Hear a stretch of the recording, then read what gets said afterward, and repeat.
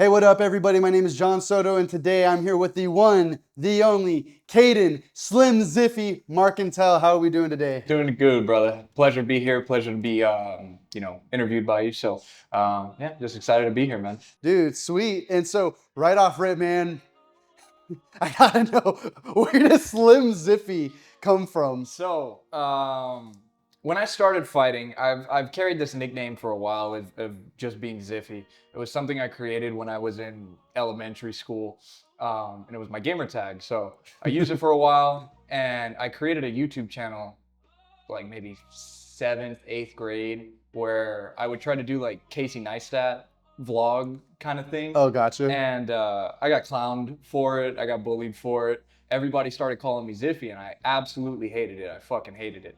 And so as the years go on, I get into like high school and stuff like that. Everybody's still calling me Ziffy, and I still hate it.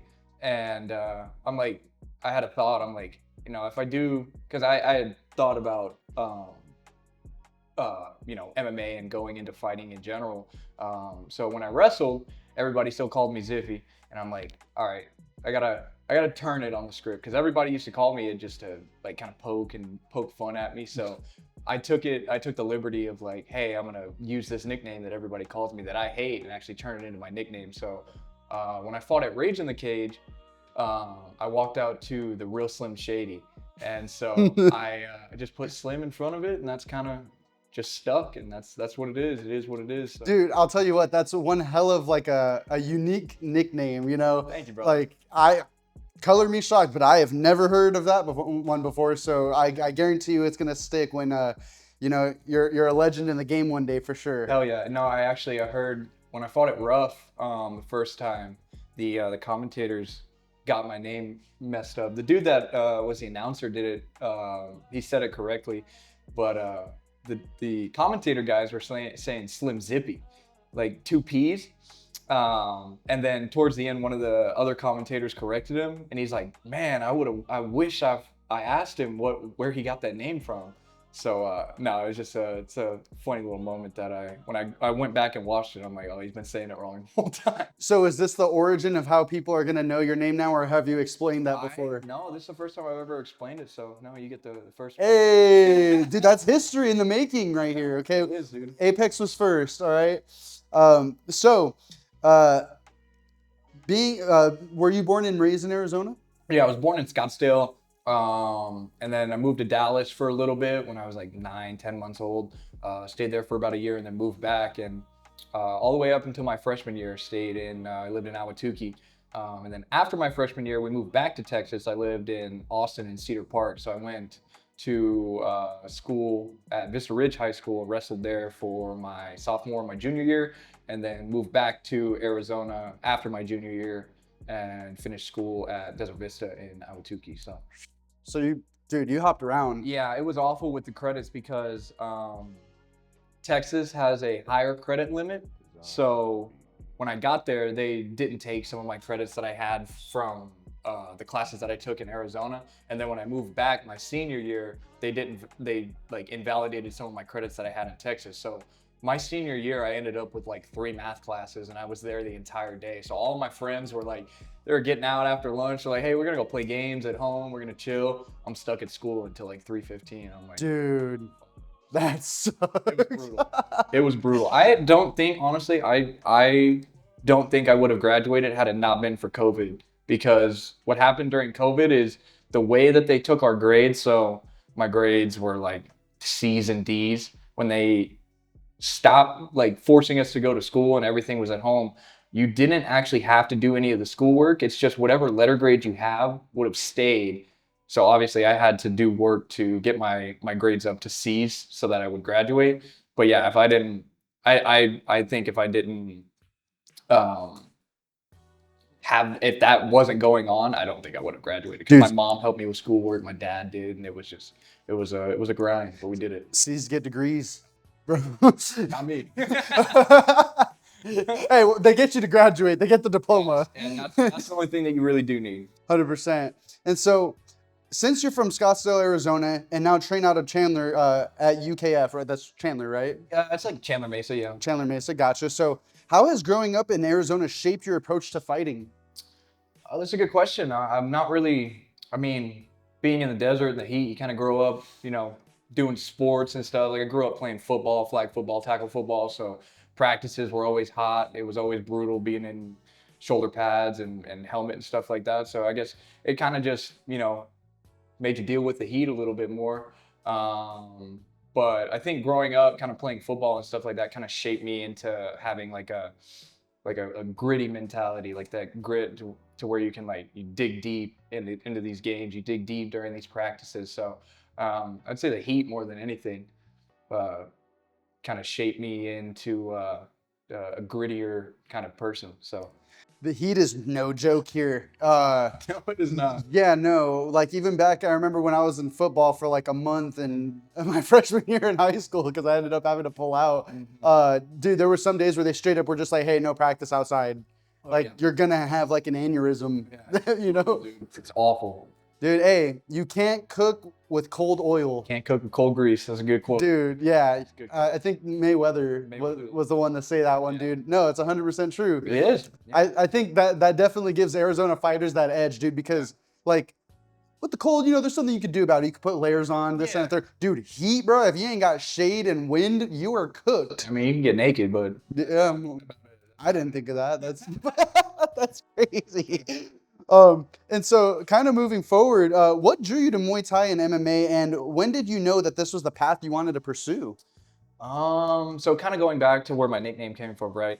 I had been, kind of bullied in school, and that a lot of people around this area can kind of relate to that. So one night, a couple of my buddies, I was playing. So we had two different living rooms. I was playing Xbox in the front room. My dad, he was watching UFC in the other room, and at that time I was so young. I didn't understand it as a sport. I remember, going back one time, it was like an old Brock Lesnar fight or something had to be going on. But I walked in and my dad was watching it and there's blood everywhere. These dudes are beating the shit out of each other. And I'm like, how do you watch this? Like, how do you find enjoyment watching this? He's like, it's two dudes going in there to see who's better. And I'm like, all right, dude, whatever. And a couple years pass, start getting, kind of talked down in school and shit like that. So, my dad was watching UFC 194 in the back, and I was playing, I don't even remember, probably COD or something. And all I remember hearing is I have the headset on, I'm playing the game with my friends, and my dad's just screaming, going absolutely livid, absolutely crazy in the back room.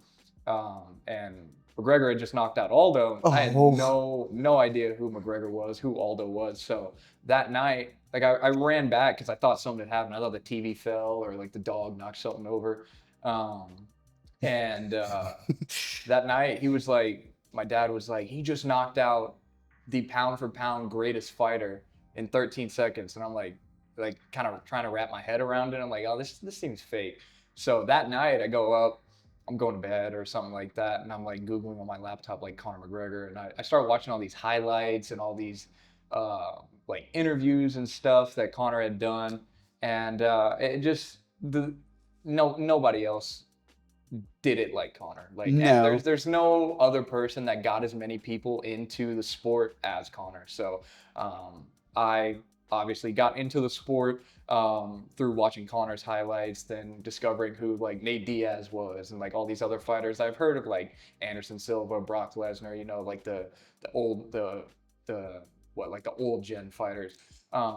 And so as I started watching, I started, getting attached to these certain fighters and watching all the fights. So that kind of shaped me into like, I'm going to do this. This is my dream. I want to do this. I want to hold that belt one day. So yeah, it's the goal. I'm kind of stuck with it. Dude, yeah, no, and nobody, yeah, like you said, and nobody did it like McGregor, right? I remember exactly where I was when that happened. I was at my uncle's house and we were watching it, and I've been a UFC fan like forever. Like I grew up just watching it. Yeah, my dad. But like, so I knew Aldo, and I was like, oh, Aldo's gonna wreck him, and blah blah blah. I thought it was rigged. I was like, there's no way that just happened. But no, like, dude, it's fights like that make an impact, right? Like I'm sure you can remember exactly where you were when the fight between Max Holloway and Gaethje happened, like vividly. Yeah, dude, I don't know any other sport that captures those memories like that. No, there's nothing. I mean, football it's like we were talking about earlier. It's like, yeah, like the games are exciting. There's big hits, there's cool plays, there's big catches, but it's almost like um it's so team dependent, right? So a lot of people, like Alex actually just said this on our podcast, but when you're on a team and you're in a team sport, if you get tired, if you get fatigued, if you know start not feeling well, you can get subbed out. Like another dude can go in and take your place and then carry on and finish the game. You can't do that in fighting. If you get fatigued, if you get tired, if you're make one mistake, you get knocked out and you get slept in front of the people that you love most. And I just think that there's something so raw and so primitive about fighting that draws so many people to it. So yeah, there's nothing like it, dude. There's nothing like it in the world. No, and to add on to what you were saying, my cousin, he's like an avid like fan of UFC, but he's like really into football. I was like, bro, name one sport because I was like, even when we watch it and somebody gets slept, we both, oh, I'm like, dude, I don't hear nobody doing that in football. No. All right, I'm like, that doesn't happen. Yeah, maybe when like Odell caught that Dude, back ball, but like when was that? Like 10 years. dude, yeah, no, like, bro, nobody cares about that, Exactly. And so, dude, no, definitely like the sport to be watching right now is definitely combat sport. Oh, absolutely. For sure. And so, moving on, can you share a defining moment from your early training at UKF gym that made you realize that you could compete at a high level? Oh, that's a good question. Man, there's not really one moment. It's kind of like a conglomeration of moments. The first time I stepped in, I went to a wrestling class with Efrain Escudero, and it was just wrestling, right? So first class I've ever taken here. Like I've had like striking fights and stuff like that, and I've done jujitsu at the lab. But when I got there, it was Efrain, this giant, big, like gotta be like 250, 260 pound dude, Yeah, and me. And so like I kind of knew how to wrestle. I wrestled in high school a little bit. Like I said, I did jujitsu at the lab, and this dude was like bragging that he's oh, I was a D1 collegiate wrestler. I'm this, I'm that. I'm like, okay. I mean, I don't really give a fuck. And so he just kind of started manhandling me, and Efrain could kind of tell like not that I was getting frustrated, but he was just using his weight. Like there was no technique behind it. He definitely wasn't a D1 collegiate wrestler or any of the things that he claimed to be. And so just after that practice, I had bumps, bruises, cuts, all that sort of stuff.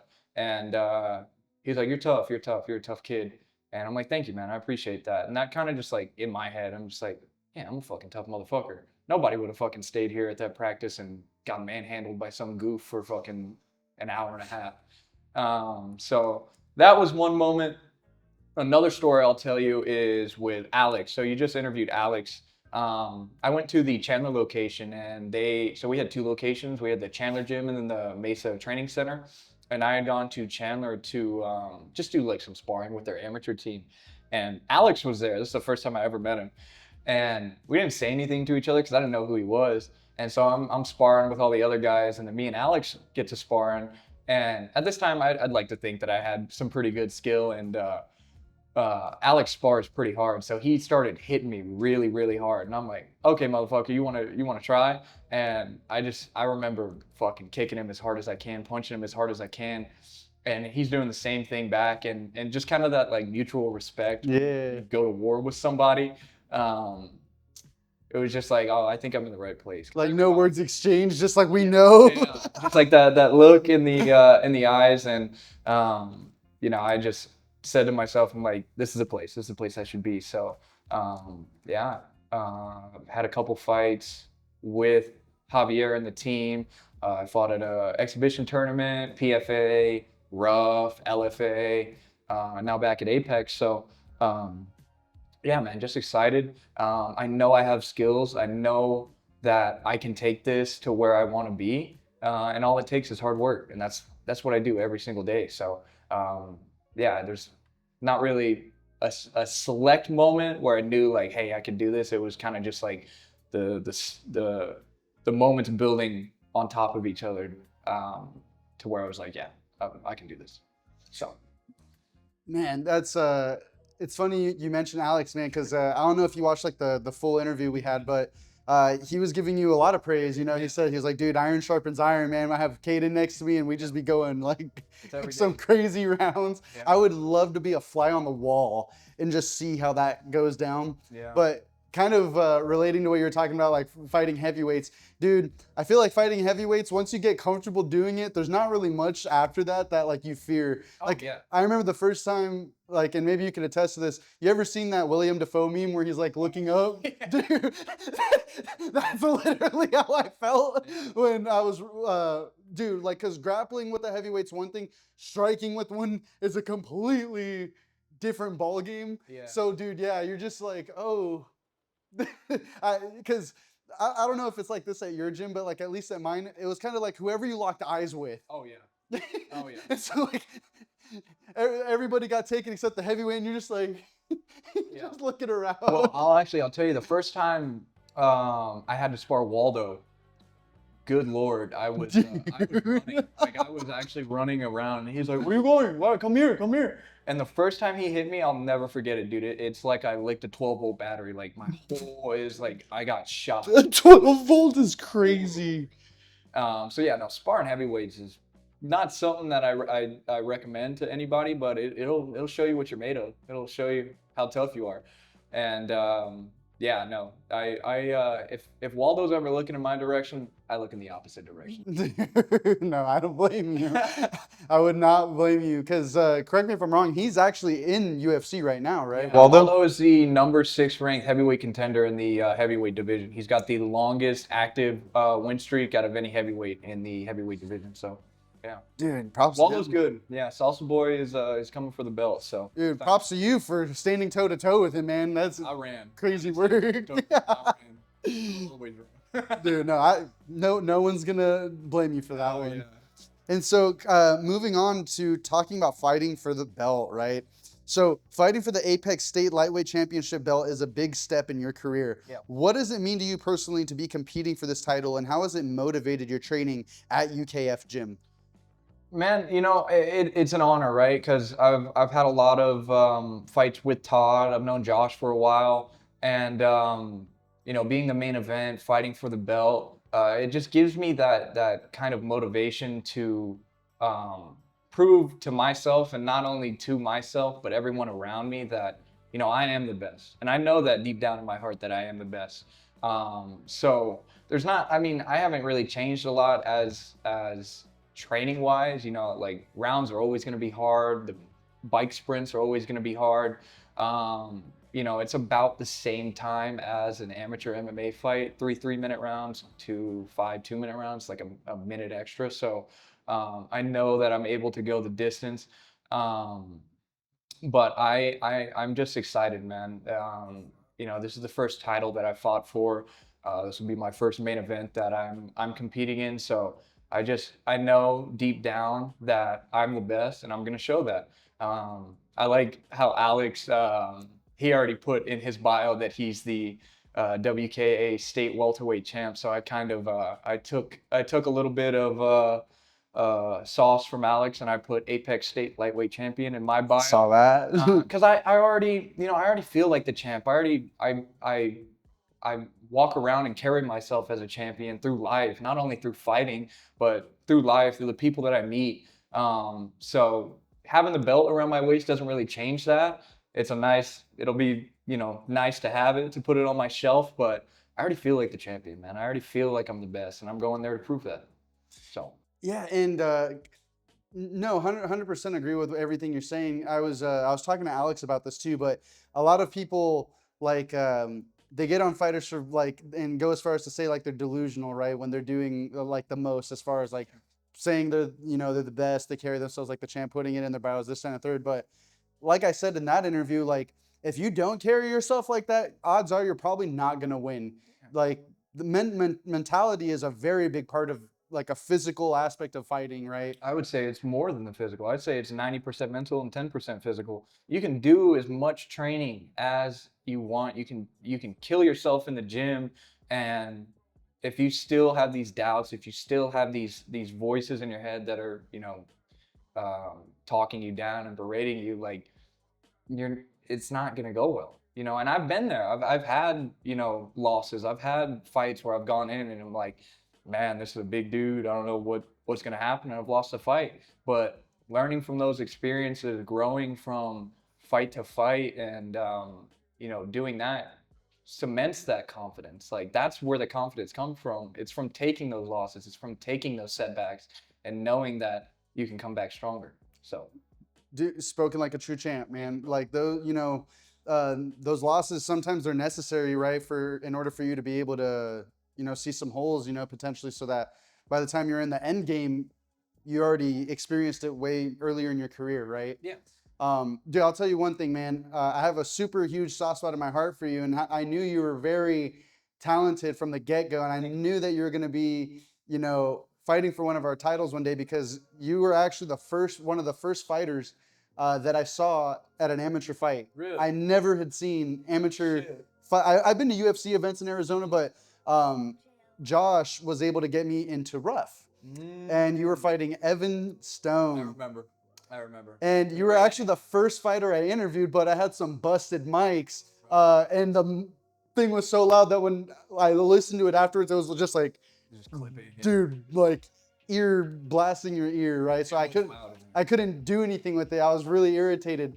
But that was one of the first. You were the first fighter I got to interview like ever. That's awesome. So, dude, yeah, I'll never forget. Because I recorded it. You're also in the first highlight reel I ever did, awesome. Dude. Without even bringing it up, I was just gonna be like, "What does this remind you of?"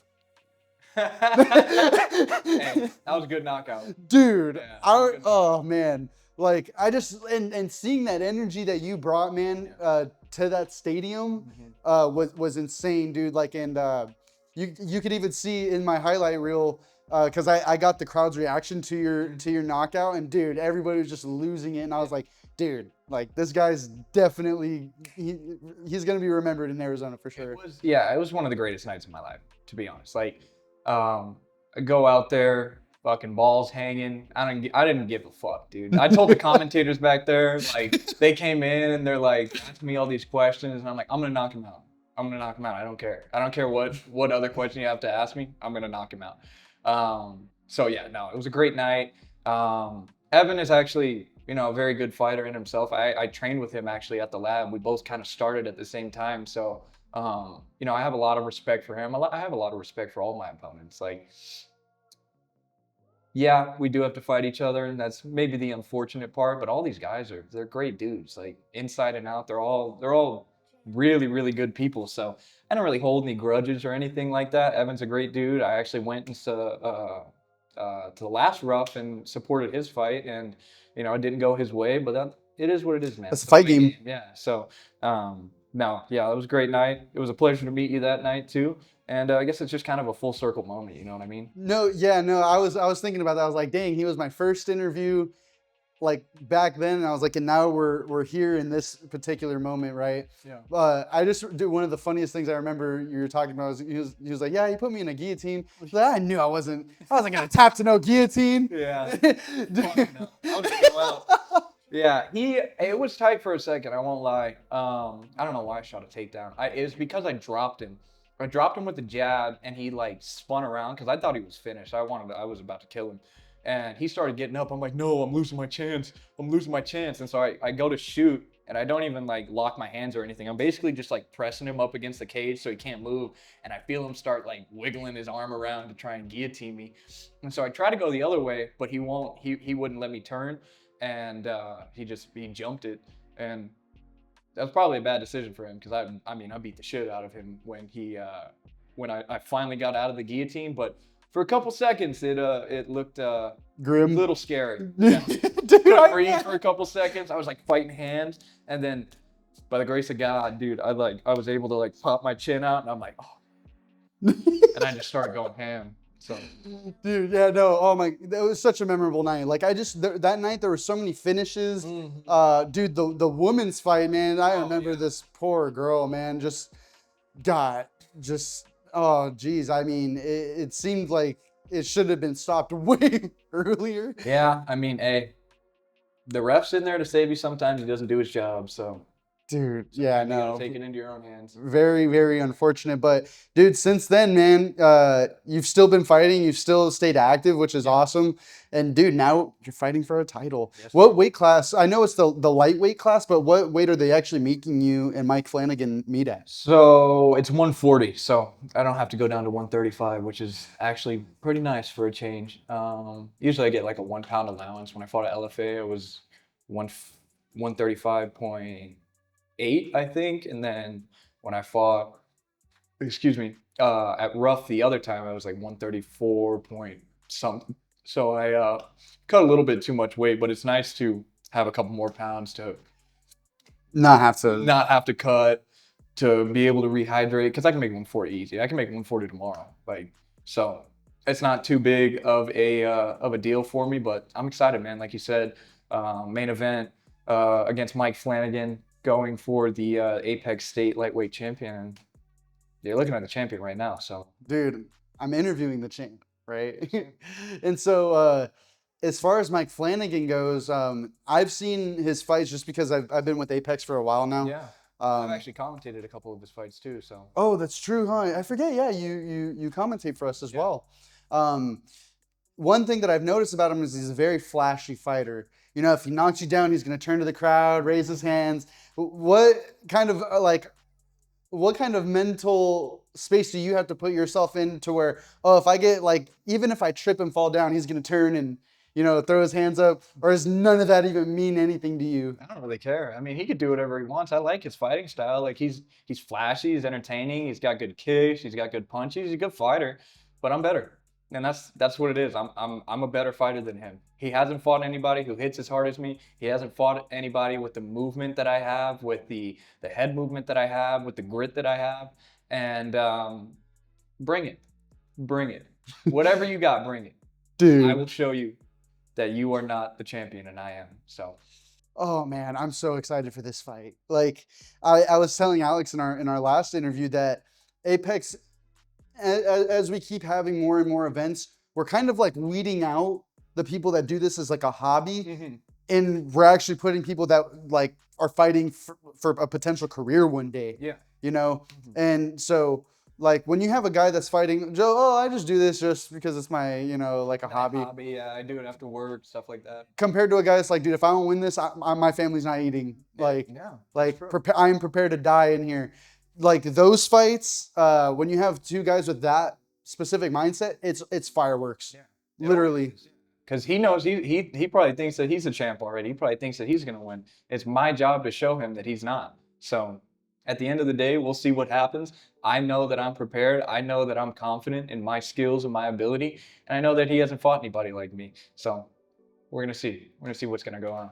No, so I also agree in the fact that he hasn't fought anybody like you. Because one thing that I like about being in like the fighting sphere of Arizona, right, is I get to see pretty much all the fights for the most part, and I get to kind of make a personal database of like what I think is going to go down. And dude, I just think having seen the both of you fight, I am like extremely excited for these championship matchups because Apex is doing something insane. I don't think we've ever had 5 belts. Like that's Apex history right there, dude. Like this is like almost like a super fight night. I honestly don't know of any promotion that's done 5 titles in one night. So you guys are doing something right. Dude, yeah, no, I'm extremely hyped, man. And dude, you're in that history now, you know. Yeah. And That's what we go for as fighters, right? We want to make history. We want to leave our names in these legacy books and these history books, for generations to come to remember. So yeah, just excited. dude, yeah. As far as like moving on, kind of to the next question pertaining to the title, with the Apex Lightweight Championship on the line, how are you managing the pressure of this high stakes fight compared to your other previous bouts? I mean, man, I really don't feel any pressure. There's not really a whole lot of pressure. I've been in big moments. I've fought at LFA. I've fought at Rough. I mean, I've fought in these big promotions. Um, so I don't put a lot of pressure on myself. Um, if there's a good old McGregor quote coming for you, but I don't feel pressure. Like the pressure's an illusion. You know what I mean? Um, if there's pressure, add more. I'm fine. I'll be all right. So yeah, I don't put any external pressure on myself. Um, there's not really, I don't have these doubts. Like I talk to myself like a champion, and I carry myself like a champion, and that's how it should be. So pressure wise, yeah, it's a big moment. Yeah, it's a big event. Yeah, I'm fighting for the title. I'm a main event, and I got a couple of my buddies fighting, but um, I there's no pressure. Go in there, perform, stay clean, stay pretty, walk out with the title. That's how it is. Dude, yeah, no, it seems like UKF is just like y'all just have some monsters coming out of there, man. Like y'all are doing something right to where I mean, dude, we have two people from there fighting for a championship now. Um, and then kind of going on to the next question, when you win the Apex State Lightweight Championship belt, how do you see this victory shaping your path towards bigger promotions or titles in MMA or Muay Thai? What's the next goal for Slim Ziffy after this fight? I like when you said win too, because it's gonna happen. Um, as for this, I mean, it's kind of everything's open. I have a lot of doors open after this that I can kind of walk through. I can go and fight it rough. I know there's a UFL card coming up. That's it's an amateur card, so that's pretty exciting. UFL's a great show I've been to a couple times with Dylan Nossman, who has taken me there to do some media. So yeah, there's a lot of opportunities to defend the belt, to challenge for another belt, double champ. So a lot of opportunities. I think, probably go towards fighting another MMA fight at the end of the year, getting ready for that. But, as for like kickboxing and jujitsu and all that sort of stuff, everything's open, man. There's a lot of opportunities, and I'm not one to shy away from any opportunity. So Definitely not. What is like the end goal for you? Is it UFC? Is it like any other promotion? What's like the end all be all? man, I mean, anybody that gets into this sport wants to hold that UFC world title one day, and I'm no different. I know that I got the skills. I believe in myself like I should, and one day I'll have that nice shiny UFC world champion belt wrapped around my waist. I don't know when it'll happen. I don't know, how far into the future it'll happen, but I know one day it'll happen. Bantamweight? So, and let's see. I might move up to 45 at some point. 35 is definitely a hard weight class to make, but I make weight like a champion all the time. So maybe in a couple years I'll move up to 45, but we'll see. We'll see what it looks like. Dude, I'll be there watching your fights for sure. 100%. And so your TKO win over Evan Stone in MMA showed your striking power, but now you're chasing the Apex State Lightweight Championship belt in Muay Thai. How are you honing your Muay Thai techniques at UKF gym to dominate in the ring for this title? Is it a Muay Thai fight or is it a K1 fight? I was under the impression I think it might be a K1. K1, But regardless, rule set doesn't really matter. If I can throw elbows, cool. Dude, Another right? Weapon, right? So, what was the end of your question again? it was how are you honing your your Muay Thai techniques at UKF to dominate in the ring for this title? More or less, man, just kind of the same training. Using knees, using kicks, being kind of flashy. I got a couple tricks up my sleeve that I'm ready to pull out. But yeah, man, just staying sharp in the gym, doing my sprints, lifting, doing all the stuff that it takes to be a world champion. So sparring rounds are doing great. Alex beats my ass, and we kind of go back and forth, beating each other up. So I'm excited to see his fight, to see him become champion. And yeah, man, we've been putting in a lot of work at UKF. So I'm excited to see all of it pay off, and I'm excited to headline your guys' card. Dude, we're excited to see you. Fighting for a Muay Thai title like Apex State Lightweight Championship is a big moment. How does your experience finishing fights like the one against Stone boost your confidence as you prepare for this striking focus challenge? I think it just kind of reaffirms that, like you said, I do have that power to finish a fight, whether it be with my hands, my knees, or my kicks. I do have that power to end a fight. So I guess now all I really have to worry about is what emote I'm gonna do after the fight's over. So Emote is crazy. oh, I got a bag of them too. Don't worry. Dude, you've been practicing? Fuck yeah, yeah. I'm getting in the shower, dude. Got the shower going on. I'm shadow boxing. I'm emoting. I'm just living life, man. You know, the sad part is like I've thought of that too. When I was thinking about competing, I was like, dude, what would I do? And you know what? The best thing I was able to come up with Was it? is imaginary situation. Get the knockout right. Dude's laid out dead in front of me, 3 feet away. Pull out the revolver, put the bullet in, spin it, boom. Ooh, that's good. Walk away. The one that I had it rough kind of just came off the cusp. I think it was probably because I watched so much Connor growing up, but I started fanning out the money and I started pointing at everybody and I was like, give me my money. And then I jumped on the cage.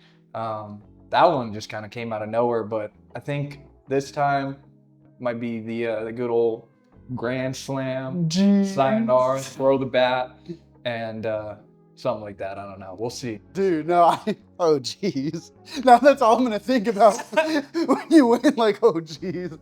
Hey, and I'll be right there with my camera, bro. Oh yeah. To catch it. I'll be waiting for that video. So, kind of moving on from the belt, questions about your training, right? And training with your team. What's a typical day like training at UKF gym under coaches like Javier Torres, Armando Lucio, and John Magdesi? Yeah, so John isn't, I think he might be in Canada right now, but he was there when I fought at PFA.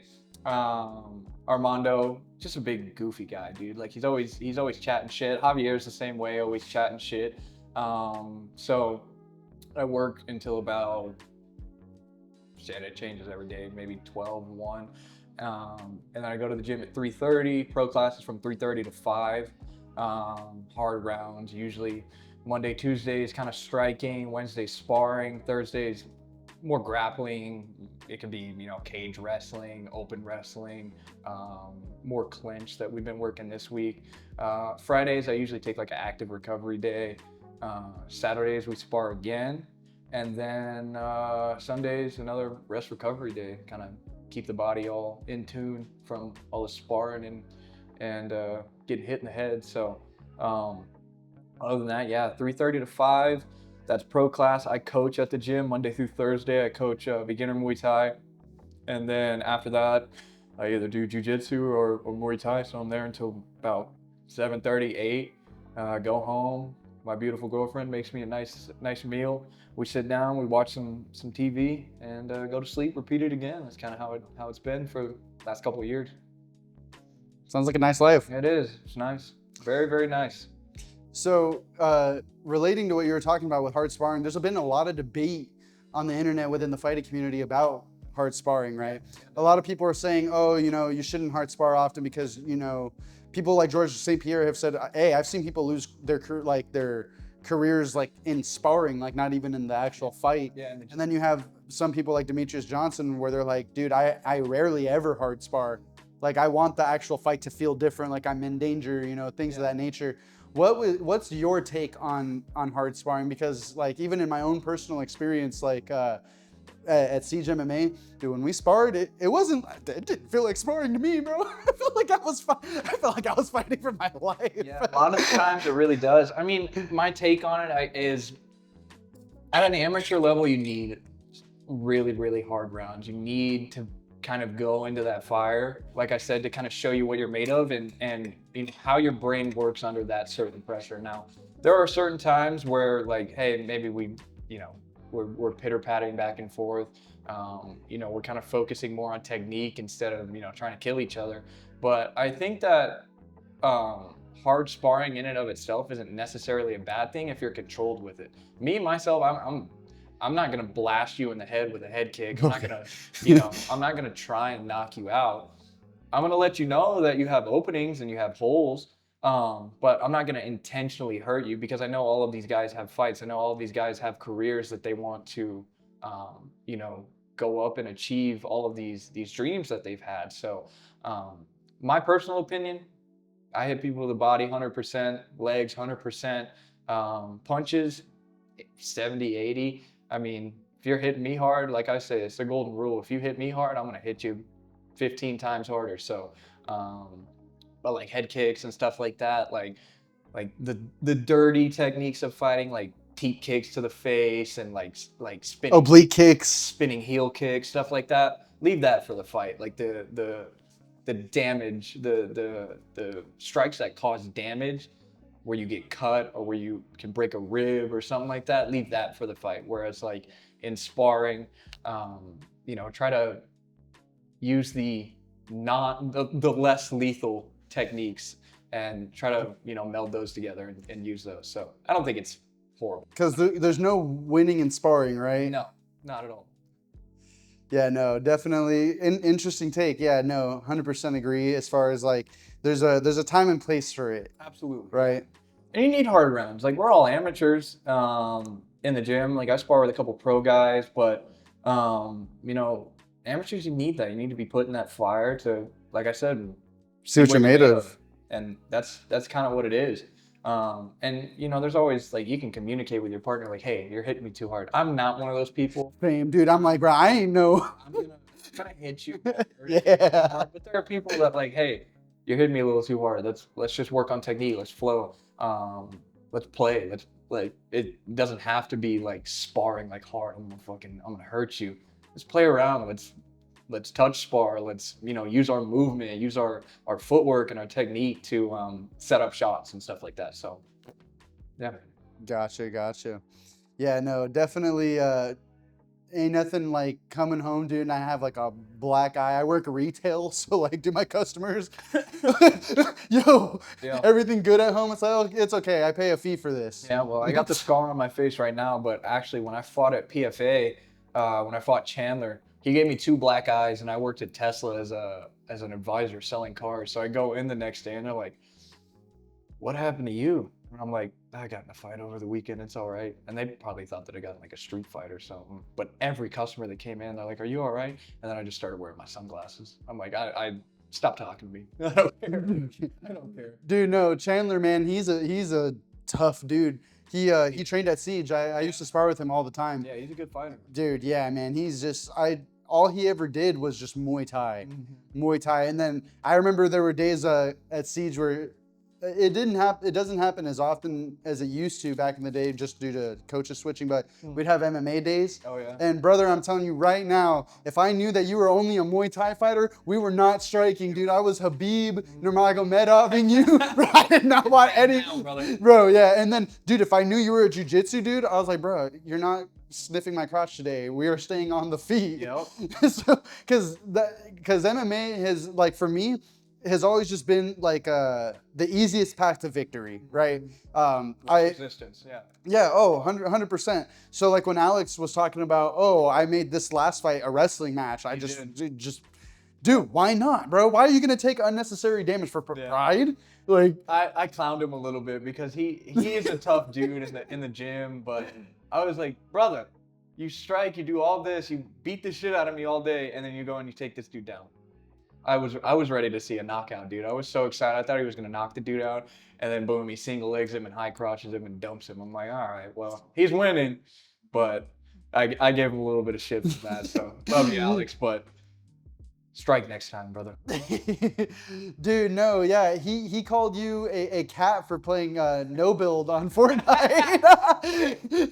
Hey, when I was good at video games, I'd play build, but hey, I don't mess with that anymore. I play with my girlfriend too, and she doesn't like building. Like it's. I hate no build. Exactly, it's another level of the game. I'm like, I'm gonna play no build. I'm gonna go shit on people. Dude, yeah, no. In no build. So. Absolutely not. He got mad at me too for that. Really? I was like, dude, I can't do it. Like I can't compete. We played builds the other day, and Alex died first, so that's all I'm saying.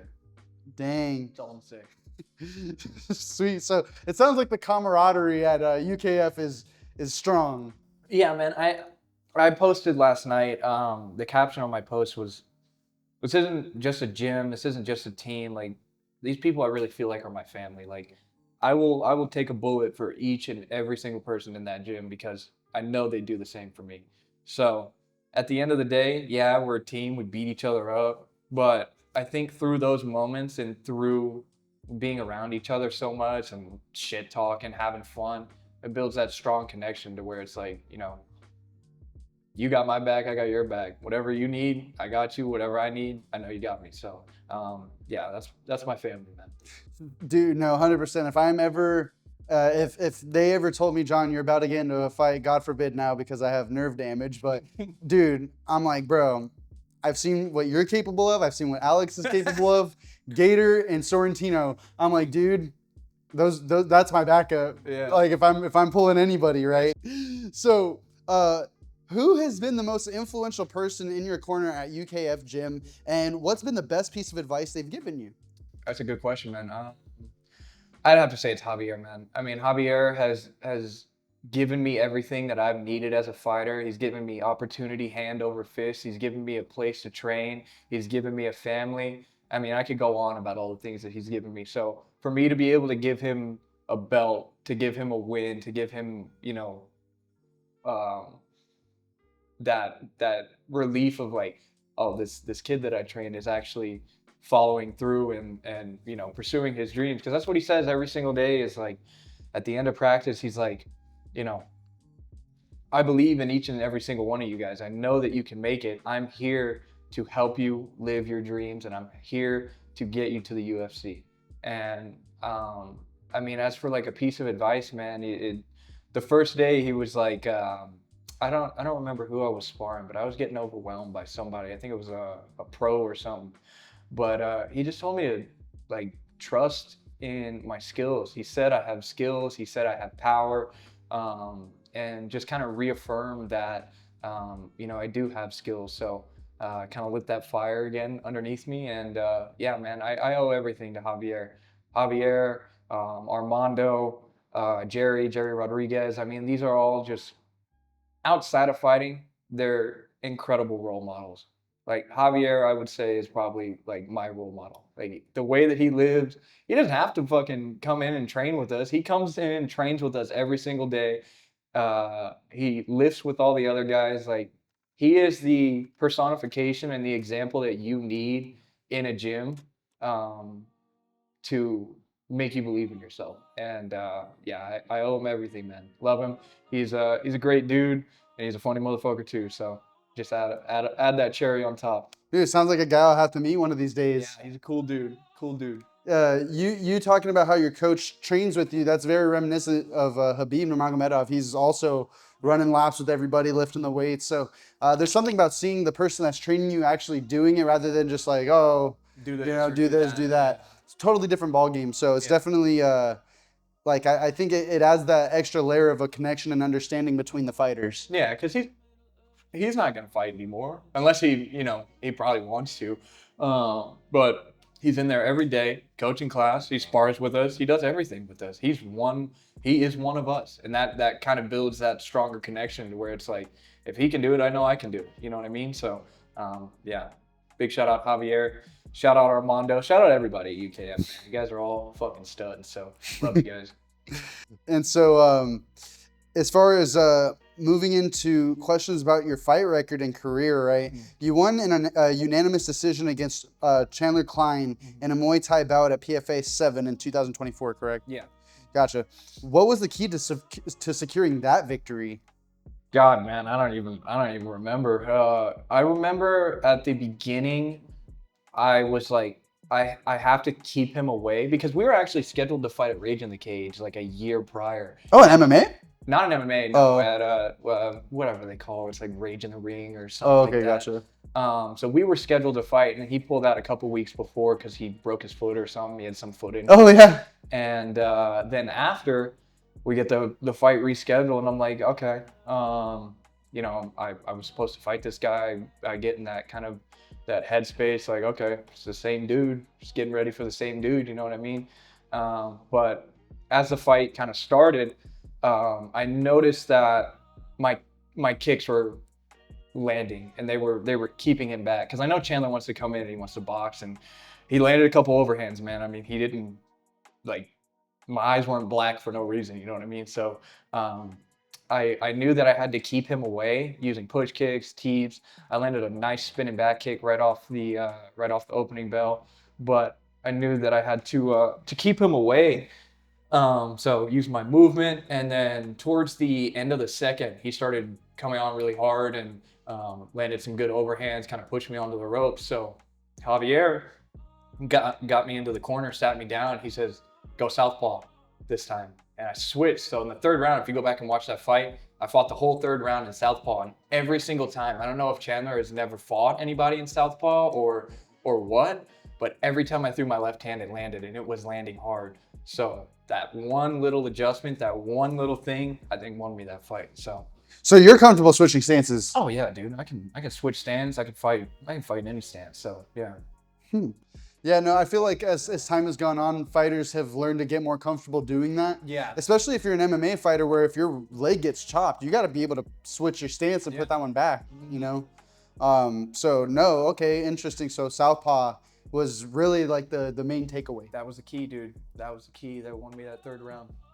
Gotcha. And so your record stands at 3-2, correct? Or Yeah, in kickboxing, Muay Thai, yeah. gotcha. And so what's been the biggest lesson from your two losses? Like I was saying before, dude, is just kind of like, I don't think that I did enough in those fights, and kind of just up my volume. Worked on my footwork, worked on my head movement. I was getting tagged. So yeah, just kind of being calm under that pressure. I know Flanagan's going to try and bum rush me. He's going to try and, do whatever he can to hurt me. So knowing that I've had those two defeats, and, I've kind of crumbled under the pressure a little bit because I wasn't used to it. I went back and I fixed a couple of the holes that I had, and now it's just like, I obviously I have more things that I have to work on. Nobody's perfect. There's never going to be a perfect fighter. Everybody's going to have holes, but I think the things that he thinks that he can capitalize on won't be there. They're not going to be there anymore, and they definitely aren't there from those two losses. Which is why those two losses made me change those things. So yeah, I learned be calm under pressure, breathe, and sometimes you just got to bite down on your mouth shield and throw on your gum shield and throw, man. And that's kind of it. So, dude, you just got to go southpaw in the third round.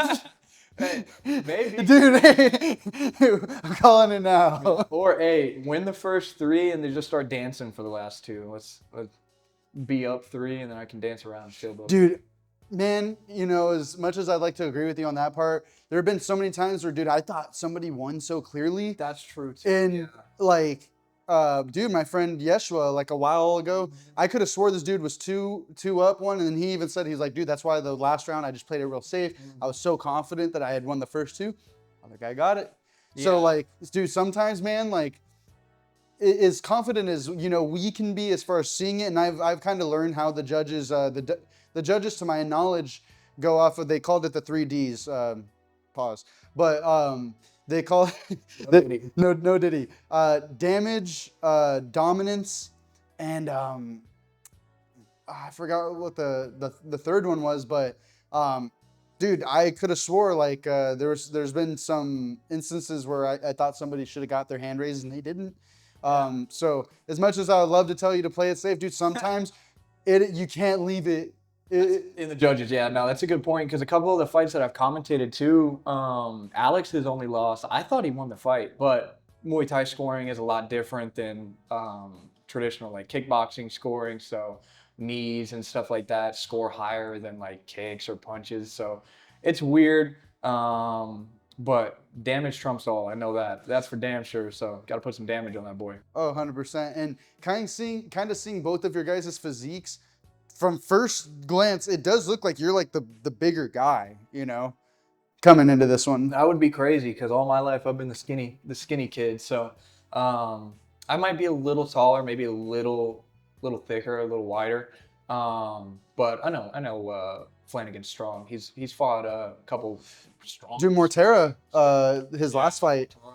Dude, Mortera, is it Mortara? I think it's Mortara. I'm not too sure. I mean, that guy, he trains out of Fight Ready, and dude, pretty much everybody that's been coming from Fight Ready, man, has been doing solid. Yeah, wow. Really, really good. I lost to Julius from Fight Ready at LFA, so yeah, no, there's some good people over there at Fight Ready. I think Julius trains at Red Hawk now with pricing and those guys. But when I fought him, he was training out of fight ready. So yeah, no, there's a lot of good guys there. A lot of really talented people.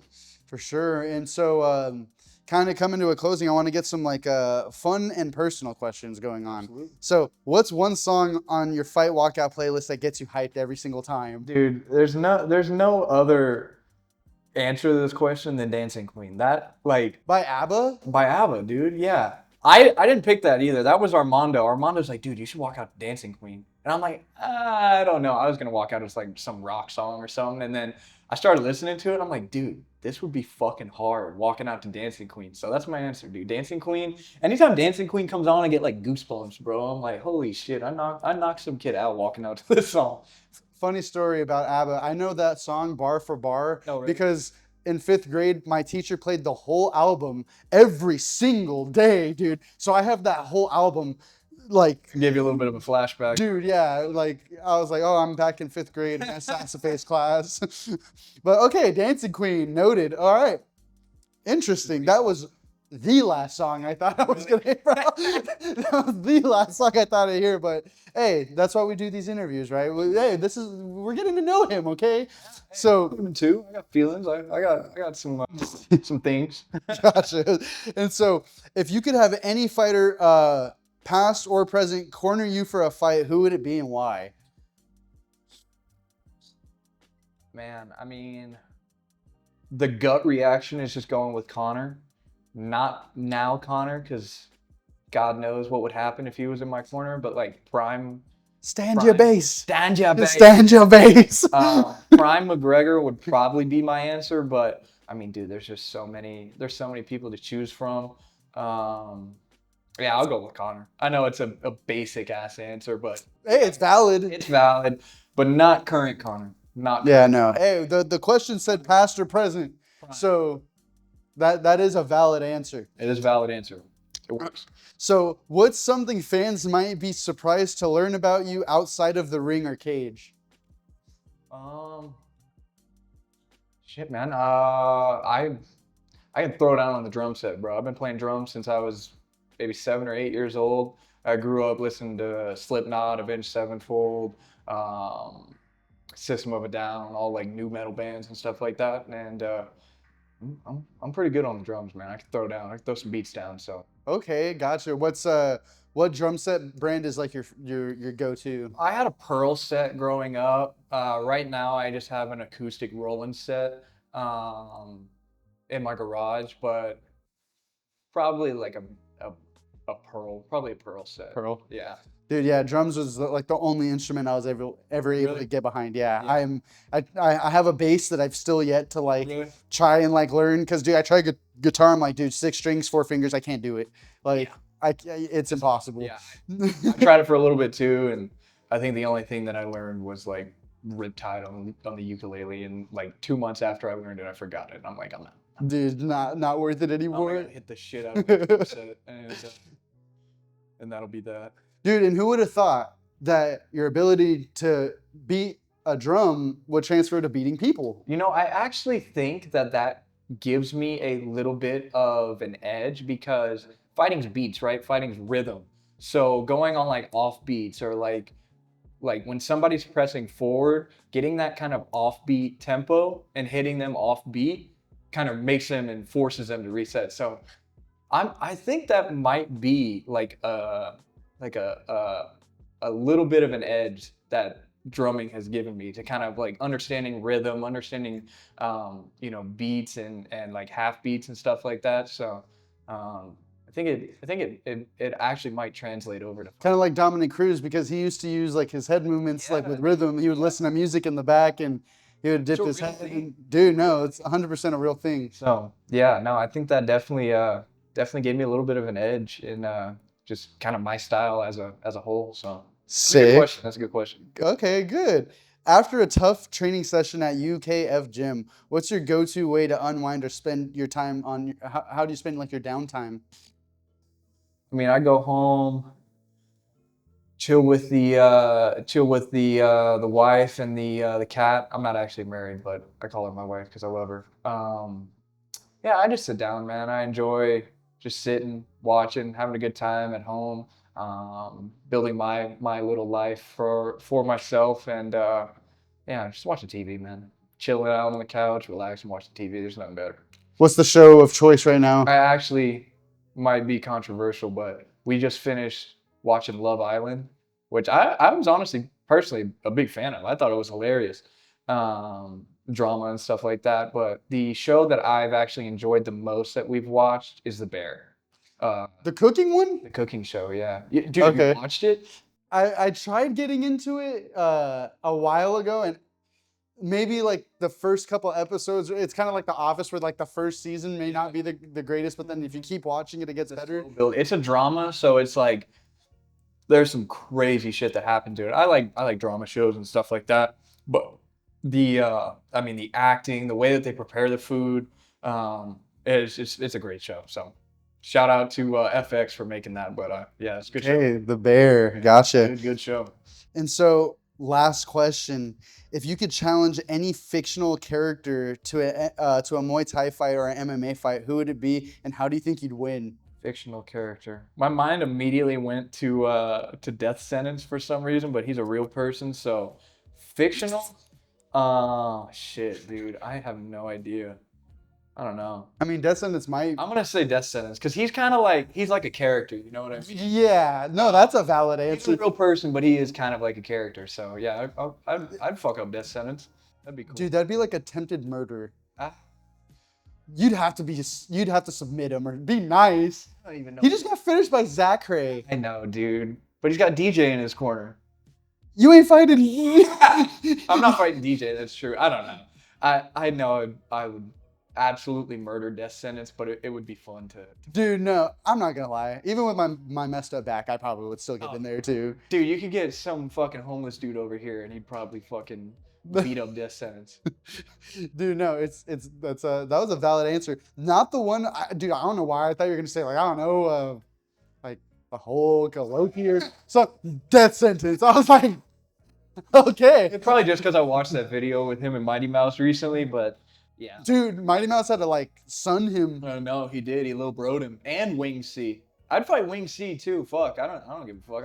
I'll fight their whole squad. Do they do background like checks on who fights just so that they make sure like an actually talented fighter's not about to no? Street beefs? I don't think so. No, it's just it's whoever. I've known a couple people that have fought street beef, and it's like the Wild West, dude. They'll get anybody. Like fucking somebody's dad could come in and they're like, "You want to fight this other dude's dad?" And they're like, "Hell yeah!" And they put it on, dude. Yeah, I don't know if they do. Not trying to badmouth street beefs because street beefs. Awesome, I love A lot of them. people love street beefs. I'm one of them.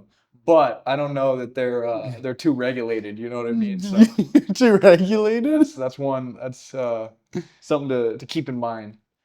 Gotcha. Well, dude, that's everything I've had for you. Is there anybody you want to go ahead and shout out or anything of that nature?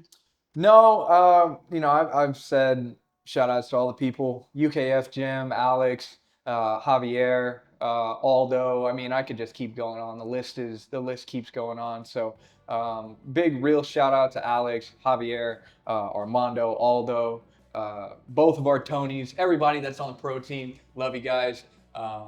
Elijah is also fighting with us. So funny enough, little tidbit for you. Me and Elijah Duncan, who's fighting on this card too, we went to high school together.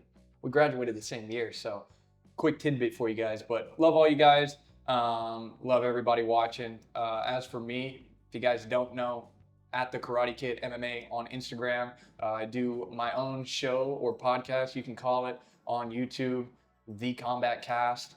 And yeah, man, it's been a pleasure. Thank you for having me. Of course. And yeah, man, let's go get this built. Dude, for sure. And I will be linking his podcast channel in the description. So if you guys want to go ahead and check it out, look at the bottom. Please check it out. He just had a really cool podcast going on with Alex and another fighter as well, right? Yeah, Isuf is actually fighting this weekend coming up at Samurai Soul. He's fighting his first MMA fight. So I had to get him in and ask him a couple questions. So, dude, sweet. Yeah. So hey, you got some killers in Arizona. Support them. Check out their podcasts. Buy their shirts. Do whatever you got to do to support them. All right, because right now is the time to appreciate them before they're in the big leagues. This is where it all begins. So other than that, my name is Jonathan Soto. We've been here with Kadyn, Slim Ziffy. Ziffy, right? got it. Marcantel. Yes, sir. And he's going to be fighting August 16th at Bullshooters, 2 p.m. Please, if there's anything that you do with your life, okay, be there. It's going to be fireworks. We have 5 belts on the line. And my body is ready, okay? I'm excited, okay? I can't wait to be there with my camera, just seeing people get Andy's home, basically. Do you know what Andy's home means? No. What do the toys do when Andy's home? Oh, they go stiff. Dude. No way. That's Andy's I'm home. using that. Anytime someone gets knocked out, I'm like, Andy's home! I'm using that as a caption on an Instagram post. Andy's home! Yeah, Andy's home. That's gonna be fire. That's good. Alrighty, y'all. Y'all have a good night and peace out. Deuces.